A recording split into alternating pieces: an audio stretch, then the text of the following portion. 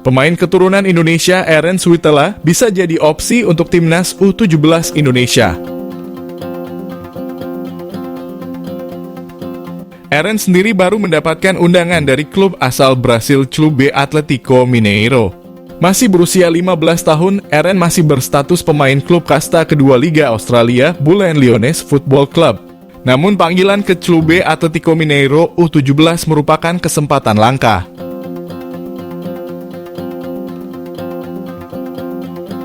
Pasalnya, hanya pemain-pemain potensial yang berhasil mendapatkan undangan dari klub kasta tertinggi Liga Brasil tersebut. Founder The Gate Football Enterprise, Jaino Matos, yang menaungi manajemen karier Eren Switala menyebutkan bahwa ini adalah kesempatan langka. Bahkan hal ini jadi sejarah baru, karena Eren merupakan pemain keturunan Indonesia pertama yang mendapatkan kesempatan ini. Untuk klub sebesar Clube Atlético Mineiro, ini adalah undangan yang langka. Jaino menambahkan bahwa hanya pemain yang benar-benar potensial yang mendapatkan kesempatan ini. Apalagi mereka cukup jarang untuk mengundang orang asing. Menariknya, Eren Switala adalah pemain yang memiliki darah Indonesia. Ayahnya Dodi Switala adalah orang asli Sumedang, sementara ibu Sevin Switala berasal dari Turki. Hal ini memberikan sinyal bahwa Eren sebenarnya bisa membela timnas U17 Indonesia. Apalagi Indonesia akan jadi tuan rumah Piala Dunia U17 2023. Terkait hal tersebut, Jaino Matos menjelaskan bahwa keluarga Eren menyambut baik rencana ini. Orang tua Eren juga mendukung penuh saat anaknya bisa bermain untuk skuad Garuda Asia.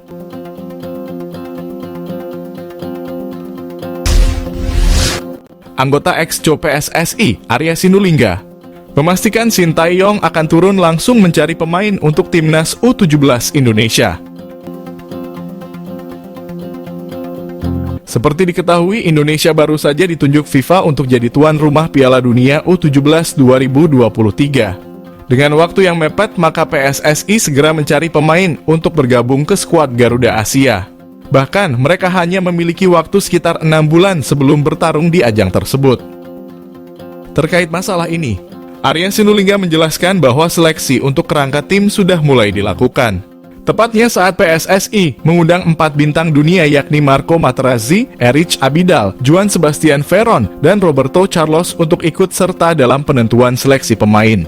Acara tersebut digelar pada 29 Mei 2023 lalu.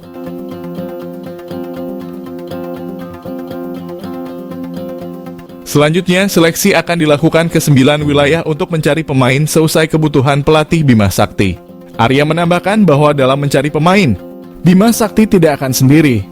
Menurutnya, Sintayong dan Indra Syafri akan turun langsung untuk dalam seleksi pemain di 9 wilayah tersebut.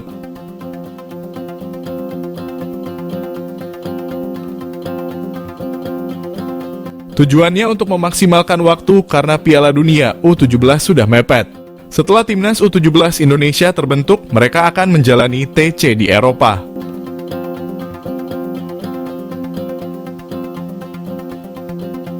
Tujuannya agar skuad Garuda Asia mudah dalam mencari lawan untuk laga uji coba. PSSI sudah memberikan sinyal mereka akan mencari lawan dari Afrika dan Amerika.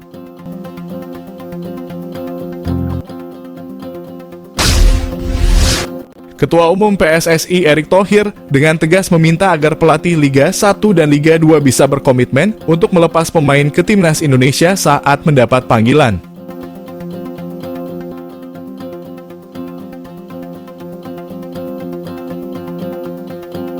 Seperti diketahui, pemanggilan pemain ke timnas Indonesia memang masih menjadi sorotan PSSI.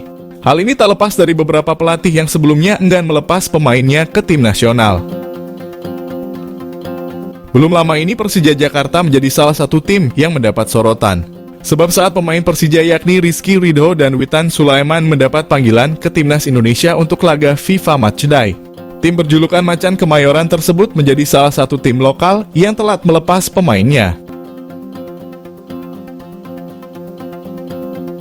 Padahal kompetisi belum mulai dan klub hanya masih menjalani latihan saja. Berbeda dengan PSM Makassar yang memang belum melepas pemain karena mereka masih menjalani pertandingan play-off Liga Champions Asia. Terkait hal ini PSSI bisa memaklumi karena PSM masih berjuang untuk bisa mendapatkan tiket menuju babak selanjutnya.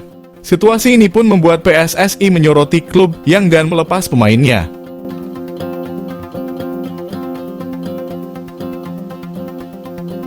Untuk itu, agar kejadian seperti ini tak terulang lagi. Walaupun sebelumnya PSSI mengaku klub hingga PT Liga Indonesia baru telah sepakat untuk melepas pemain ke tim nasional. Namun saat pemanggilan masih ada klub yang menahan pemain. Oleh karena itu, agar kejadian ini tak terulang, pria yang juga menjabat sebagai Menteri BUMN tersebut mewajibkan pelatih Liga 1 dan Liga 2 berkomitmen. Bahkan ia meminta pelatih untuk menandatangani perjanjian yang berisi komitmen melepas pemain ke timnas Indonesia. Tentu saja ini tak hanya soal pertandingan saja, tetapi juga pemusatan latihan TC.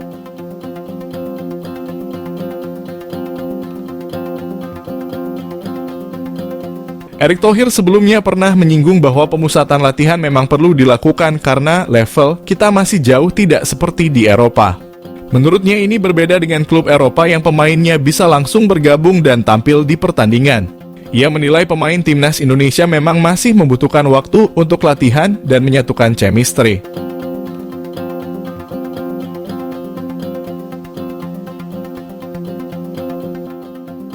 Oleh karena itu, TC juga dilakukan demi menyatukan para pemain agar bisa menampilkan yang terbaik.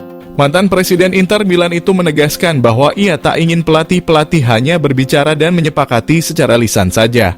Namun ia meminta semua pelatih harus menandatangani komitmen bersama. Dengan harapan saat ada pemanggilan ke timnas Indonesia tak ada pemain yang bakal ditahan lagi.